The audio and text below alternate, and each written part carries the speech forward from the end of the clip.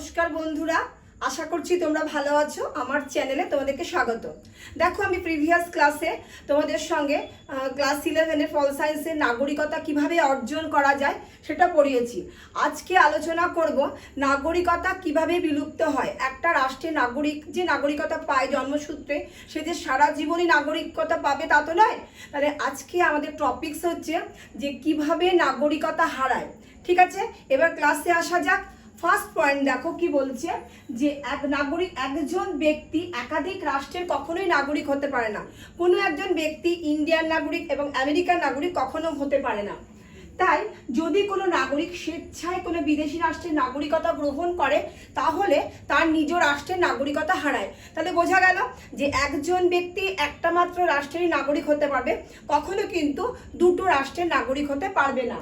2 নম্বর দেখো, কোনো স্ত্রীলোক যদি বিদেশিকে বিয়ে করে, তাহলে কিন্তু যাকে বিয়ে করলো সেই রাষ্ট্রের নাগরিকতা সে অর্জন করবে এবং নিজ রাষ্ট্রের নাগরিকতা হারাবে। উদাহরণস্বরূপ আমরা যদি বলতে পারি যে সোনিয়া গান্ধী যখন রাজীব গান্ধীকে বিয়ে করেছিলেন, তখন কিন্তু ইটালির নাগরিকত্ব হারিয়েছিলেন এবং ভারতের নাগরিকতা গ্রহণ করেছিলেন। 3 নম্বর, নিজ রাষ্ট্রের বিনা অনুমতিতে আমি যদি কোনো রাষ্ট্রের অধীনে চাকরি করতে চাই, তাহলে কিন্তু আমাকে আগে নিজ রাষ্ট্রের একটা অনুমতিপত্র নিতে হবে।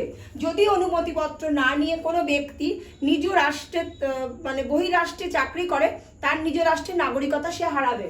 4 নম্বর হচ্ছে, কোনো ব্যক্তি যদি কোনো রাষ্ট্রে, ধরো এক্স একজন ব্যক্তি এবং সে দীর্ঘদিন ধরে কোনো রাষ্ট্রে অনুপস্থিত থাকতে, তাহলে রাষ্ট্র ধরে নেবে সেই ব্যক্তি হয় মৃত কিংবা অন্য রাষ্ট্রে বসবাস করছে, তাহলে তার রাষ্ট্রের নাগরিকতা সে হারাবে। দেশদ্রোহিতার অপরাধে কোনো ব্যক্তি, রাষ্ট্র যদি মনে করে কোনো ব্যক্তি দেশে থেকে দেশদ্রোহিতার কাজ করছে, তাহলে কিন্তু সেই ব্যক্তিকে রাষ্ট্র তার নাগরিকতা ছিনিয়ে নেবে, অর্থাৎ সে রাষ্ট্রের সে নাগরিকতা হারাবে। গুরুতর অপরাধের জন্য স্বদেশ থেকে বহিষ্কৃত কোনো ব্যক্তি, যদি কোনো ব্যক্তি ধরো গুরুতর অপরাধ করলো, তাহলে রাষ্ট্র কি করবে, সেই ব্যক্তিকে স্টেটলেস করবে, সে তার নাগরিকতা কেড়ে নেবে। নাগরিকতা কেড়ে নেওয়ার মানে হচ্ছে সে কোনো রাষ্ট্রের অধিবাসী নয়।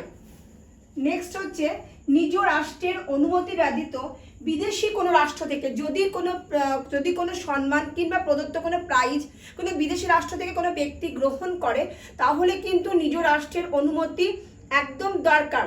যদি নিজ রাষ্ট্রের অনুমতি ছাড়া যদি বিদেশি রাষ্ট্রের কোনো উপাধি গ্রহণ করে কিংবা কোনো কিছু গ্রহণ করে, তাহলে কিন্তু তার সেই ব্যক্তি রাষ্ট্রের নাগরিকতা হারাবে। নেক্সট দেখো, বিদেশে যদি কোনো ব্যক্তি স্থায়ী সম্পত্তি কেনে, একটা বিশাল মাপের সম্পত্তি বিদেশি রাষ্ট্রে সেই ব্যক্তি কিনেছে, তারও কিন্তু নাগরিকতা হারাবে। লাস্ট হচ্ছে, যুদ্ধের সময় যদি কোনো যদি কোনো সৈন্যবাহিনী নিজ রাষ্ট্রের সৈন্যবাহিনী ত্যাগ করে শত্রুপক্ষের যোগদান করে, তাহলে সেই ব্যক্তি নিজ রাষ্ট্রের নাগরিকতা হারাবে। তাহলে আজকে আমি তোমাদের সঙ্গে আলোচনা করলাম কিভাবে একটা রাষ্ট্রের নাগরিকতা হারায়। যদি আমার পড়ানো তোমাদের ভালো লেগে থাকে, তাহলে প্লিজ আমার চ্যানেলটাকে লাইক, কমেন্ট এবং শেয়ার করে দিও বন্ধুদের সঙ্গে। দেখা হচ্ছে নেক্সট ভিডিওতে।